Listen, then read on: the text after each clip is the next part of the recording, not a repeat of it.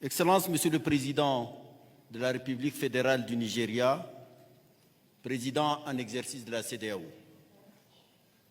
Excellences, Messieurs les chefs d'État et de gouvernement, Excellences, Mesdames et Messieurs les chefs de délégation, Excellences, Mesdames et Messieurs. Je m'adresse à vous, Excellences, Monsieur le Président Bola Ahmed Tinubu, pour vous féliciter chaleureusement pour la convocation rapide de ce sommet et vous remercier sincèrement pour l'invitation que vous m'avez adressée pour y prendre part. Je vous exprime également ma haute appréciation de l'excellent accueil et la remarquable hospitalité que vous nous avez réservée. Excellences, Messieurs les chefs d'État et de gouvernement de la CEDEAO, l'extrême gravité de ce qui vient de se passer au Niger se passe de commentaires. Le sort a frappé, diraient les fatalistes, que nous ne saurons être. Ce sort, s'il en est un, peut et doit être conjuré. Voici un pays confronté aux immenses défis de tous ordres, qui, au regard de tous les critères d'appréciation d'une situation nationale africaine, s'est trouvé en bonne trajectoire de progrès à tous les niveaux. Des programmes audacieux de développement économique et social en pleine exécution. Une alternance démocratique saluée unanimement à travers le continent et partout dans le monde. Une lutte efficace contre le terrorisme, désormais contraint à la défensive et amorçant son déclin et sa défaite définitive, un président démocratiquement élu, transparent et engagé, une crédibilité internationale qui lui ouvre les portes de toutes les institutions financières internationales.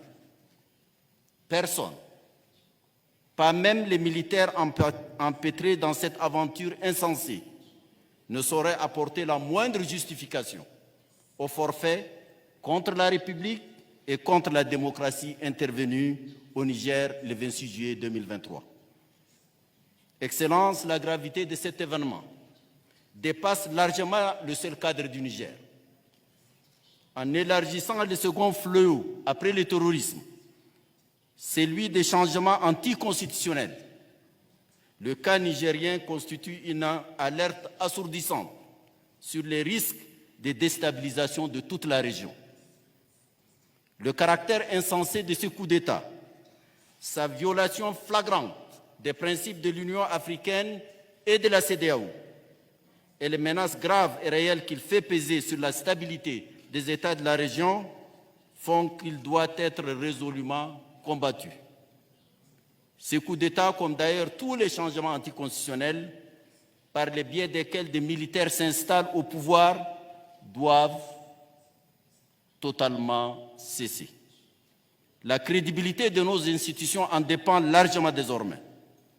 Doivent également être écartées toutes les attitudes complaisantes ou hésitantes à l'égard de leurs auteurs. Ne pas les écarter serait le meilleur encouragement à la multiplication de tels nuisibles changements non constitutionnels du gouvernement. Excellence, sur cette question, nous sommes profondément interpellés par les opinions africaines et internationales. Le monde nous observe et nous écoute. Mieux encore, nos responsabilités et nos consciences nous dictent d'agir vite, d'agir maintenant, d'agir très fort, comme vous venez de le décider. Il nous faut d'abord et avant tout mettre le président Mohamed Bazoum en sécurité, en obtenant sa libération immédiate et sans condition. Il s'agit ensuite d'amener les putschistes à remettre en place le gouvernement légal et démocratiquement élu. L'idéal est d'obtenir ces deux changements, ces deux exigences par la voie de la négociation. Les discussions apaisées et respectueuses de la souveraineté, l'unité nationale et communautaire du Niger et tous ses acteurs politiques et militaires. Mais si cette voie est rejetée par une partie quelconque, nous ne devons pas hésiter un seul instant à prendre les mesures, y compris les sanctions les plus fermes, pour amener les récalcitrants à appliquer les décisions et les principes pertinents de toute l'architecture africaine, régionale et continentale. Excellences, l'Union africaine apprécie hautement vos très courageuses et responsables décisions. La démarche de recherche de la solidarité internationale avec la CEDEAO et l'Union africaine doit être rapidement développée pour assurer le maximum d'efficacité à notre action commune et de promptitude des résultats attendus. Le Conseil paix et sécurité de l'Union africaine s'est déjà saisi de la question. Il s'est réuni sous la présidence de la République du Sénégal le 28 juillet dernier. Nous sommes résolument à vos côtés et nous appuierons sans faille les décisions que vous venez de prendre pour un retour immédiat à l'ordre constitutionnel démocratique au Niger. Je vous remercie de votre haute attention.